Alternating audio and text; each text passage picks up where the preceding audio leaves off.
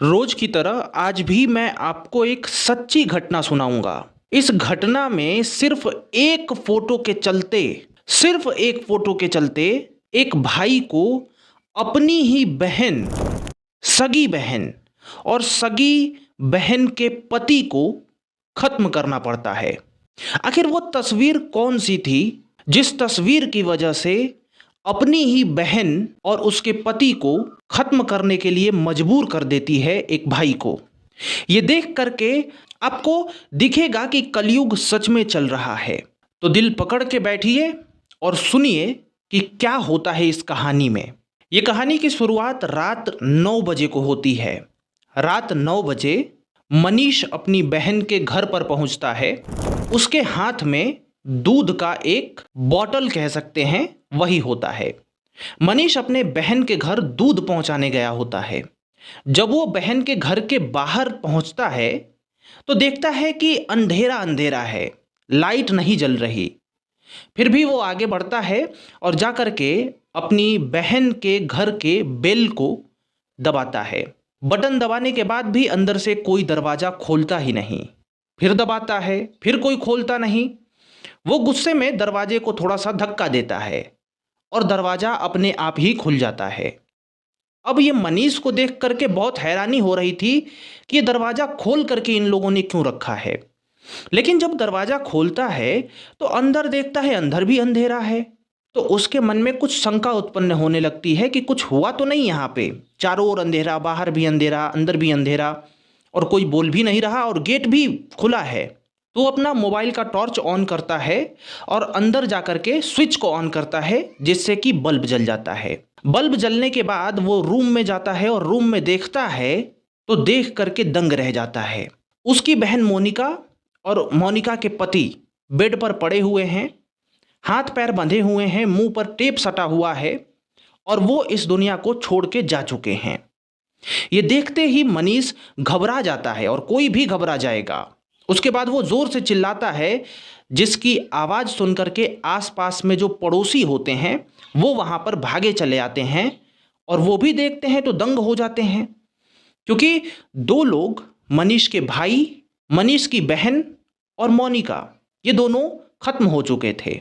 अब यहाँ पे तत्काल पुलिस को सूचित किया जाता है और पुलिस तुरंत वहाँ पे पहुँचती है। पहुँचने के बाद पुलिस देखती है तो उसे ऐसा घर में लगता है कि कुछ घर में चोरी हुआ है और चोरों ने ही ये हाल किया है। लेकिन पुलिस के दिमाग में कई शंका उत्पन्न होते हैं। पहली शंका ये होती है कि अगर चोर आए थे और इन लोगों को बांध दिया था तो वो लोग चुराते और भाग जाते, इन्हें खत्म क्यों करते? क्योंकि ये लोग तो कुछ कर नहीं सकते थे, क्योंकि इन लोगों को बांध दिया गया है, चिल्ला भी नहीं सकते थे, तो इन्हें खत्म करने का कोई मतलब ही नहीं बनता था।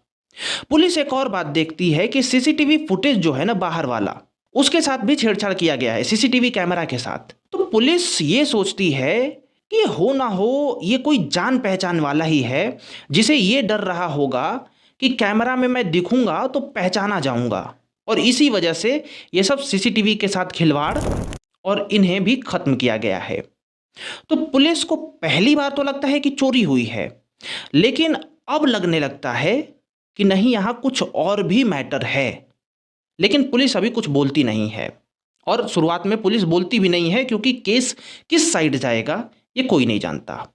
फिलहाल क्योंकि मनीष अपनी बहन के घर पे दूध देने आया था तो मनीष से ही पहली बार पूछताछ पुलिस करती है कि तुम दूध देने क्यों आए थे। तो मनीष कहता है कि मेरे पिताजी ने कहा था कि अपनी बहन के घर जाओ और दूध दे के आ जाओ, क्योंकि उन्होंने फ़ोन लगाया था मेरी बहन को, उसने उठाया नहीं, उसका फ़ोन स्विच ऑफ था और इसीलिए मेरे पिताजी ने दूध मेरे हाथों भिजवाया। देखिए, मोनिका जो थी उसकी शादी हो चुकी थी और वो अपने पति के साथ ही रह रही थी, लेकिन वो जहाँ पे रहते थे अभी, वहीं पर मोनिका के पिता की डेयरी की दुकान थी। वो दूध का व्यापार करते थे, इसीलिए मोनिका अपने पिता के यहाँ से ही दूध लेकर के जाया करती थी। लेकिन उस दिन मोनिका दूध लेने नहीं आई थी, तो उसके पिता ने मनीष से फ़ोन करवाया था, तो फ़ोन स्विच ऑफ था। तो मनीष को बोला था कि तुम ही जाओ दे आओ मोनिका के घर दूध, और इसीलिए मनीष मोनिका के घर आया था। तो ये सारी बातें मनीष पुलिस को बता देता है और पुलिस मनीष को छोड़ देती है। फिर उसके बाद घर वालों से सबसे स्टेटमेंट्स लिए जाते हैं, आसपास में सबसे स्टेटमेंट लिए जाते हैं और सबको छोड़ दिया जाता है, क्योंकि पुलिस के पास किसी पर संदेह करने का कोई भी कारण नहीं मिल पा रहा था। खैर, बहुत प्रयासों के बाद पुलिस को अब सीसीटीवी फुटेज मिल जाता है। सीसीटीवी फुटेज के अनुसार कुछ लोग मोनिका के घर में घुसते हुए दिखते हैं, 4 लोग, और फिर मोनिका के घर से कुछ समय बाद बाहर आते हुए भी 4 लोग दिखते हैं। अब यहाँ पे पुलिस को यकीन हो गया था कि इन्हीं 4 लोगों ने जो कुछ भी किया है वो किया है, लेकिन ये 4 लोग हैं कौन, क्योंकि इसके तो मुंह बंधे हुए हैं। तो पुलिस उस फुटेज को आसपास के लोग या फिर जो रिलेटिव लोग थे सभी को दिखाती है कि क्या इन्हें पहचानते हो आप लोग। अब देखिए, मुंह तो बंधे हुए थे, लेकिन कद काठी से उन चारों में से एक आदमी थोड़ा सा पहचाना पहचाना लगता है, और उसकी पहचान होती है कि ये शायद एक आदमी मोनिका की भाभी के भाई हो सकते हैं, जिनका नाम है विष्णु। अब सबसे बड़ा प्रश्न ये था कि मोनिका के भाभी के भाई ऐसा क्यों करेंगे, विष्णु ऐसा क्यों करेगा। हालांकि अभी पुलिस सिर्फ और सिर्फ प्रश्न उत्तर में ही खेल रही थी, लेकिन क्योंकि अब विष्णु पे पहला शक गया था, तो पुलिस विष्णु का नंबर लेती है और उसके बाद ये पता करने की कोशिश करती है कि जब भी यहाँ पर खेल ये सब हुआ है तो उस समय विष्णु की लोकेशन क्या थी। और जब विष्णु के मोबाइल नंबर से पुलिस पता लगाती है कि उस समय पर विष्णु कहाँ था, तो विष्णु की लोकेशन यहीं पर मिलती है, इसी के आसपास मिलती है। और पुलिस को अब ये कंफर्म हो जाता है कि ये बंदा जो विष्णु जैसा लग रहा है वो असल में विष्णु ही है, और इसीलिए पुलिस विष्णु को गिरफ्तार कर लेती है और पूछताछ करने लगती है। बहुत कड़ाई के साथ पूछताछ करती है तो विष्णु टूट जाता है और सब कुछ उगल देता है। अब विष्णु क्या उगलता है जरा देखिए। विष्णु कहता है कि ये एक मैं हूं और 3 मेरे साथी हैं, हम चारों ने मिलकर ही इनके साथ ये किया है। तो पुलिस पूछती है कि ऐसा क्यों किया। तो विष्णु कहता है कि मोनिका का जो बड़ा भाई है उसी ने ये कहा था करने को, और वो भी हमारे प्लान का हिस्सा था। अब पुलिस को यहाँ पे झटका लगता है कि मोनिका का बड़ा भाई ही मोनिका और मोनिका के पति को क्यों खत्म करवाएगा। और अब स्टोरी खुलने लगती है, देखिए जरा विस्तार से। मोनिका के 2 भाई थे, एक भाई का नाम मनीष था और दूसरे का आगे आपको मैं बताऊंगा। वो बड़ा भाई था और दोनों की शादी हो चुकी थी। तो मोनिका का जो पति था ना, सुखबीर, जो कि अभी नहीं रहा, सुखबीर हमेशा इन दोनों के घर पे जाया करता था क्योंकि वो ससुराल था। एक दिन ऐसा होता है कि सुखबीर मोनिका के बड़े भाई के घर में जाता है और वहाँ पे बड़े भाई होते नहीं हैं। बड़े भाई की बीवी नहा रही होती है, यानी सुखबीर की भाभी नहा रही होती हैं।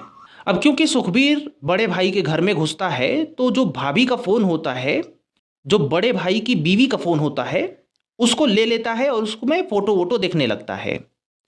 अब उस फोटोज़ में सुखबीर की भाभी यानी मोनिका के बड़े भाई की पत्नी अपना कुछ प्राइवेट फ़ोटोज़ भी रखती है, और ये अब पा जाता है सुखबीर, और सुखबीर उस फोटोज़ को अपने मोबाइल में ट्रांसफ़र कर लेता है और उसके बाद फिर लेकर के अपने घर चला आता है। क्योंकि अब बड़े भाई की बीवी के प्राइवेट फ़ोटोज़ सुखबीर के पास थे, तो सुखबीर अब इसको लेकर के उनको ब्लैकमेल करने लगता है, और ब्लैकमेल अब अपरंपार बढ़ जाता है। अब जो बड़े भाई की बीवी होती है वो सुखबीर के बारे में अपने पति को बता देती है, यानी बड़े भाई को बता देती है। अब बड़ा भाई और उसकी बीवी दोनों लोग सुखबीर को कहते हैं कि फुटेज डिलीट कर दो, लेकिन सुखबीर फुटेज डिलीट नहीं करता है। लेकिन सुखबीर फोटोज डिलीट नहीं करता है। जब ये सब चल ही रहा होता है, दिन बीत ही रहे होते हैं, तभी आता है रक्षाबंधन, और इस समय बड़े भाई की बीवी के भाई विष्णु घर पे आते हैं राखी बंधवाने के लिए। और विष्णु जब घर पे आता है तो बड़े भाई की बीवी अपने भाई को सब कुछ बता देती है सुखबीर के बारे में कि ऐसा ऐसा फोटो, और वो अब ब्लैकमेल कर रहा है। अब ये सुन करके विष्णु गुस्सा हो जाता है अपने बहन के पति पे कि आप कुछ कर नहीं रहे हैं, कुछ बोल नहीं रहे हैं, ये इज्जत का सवाल है। अब जो बड़ा भाई होता है वो कहता है विष्णु से कि मैं क्या करूं, मुझे तो समझ ही नहीं आ रहा है, क्योंकि जिसने फोटो लिया है वो मेरी बहन का ही पति है। अब मैं क्या करूं? अगर मैंने उसे कुछ कर भी दिया तो मेरी बहन अकेली हो जाएगी। अब मुझे कुछ समझ नहीं आ रहा।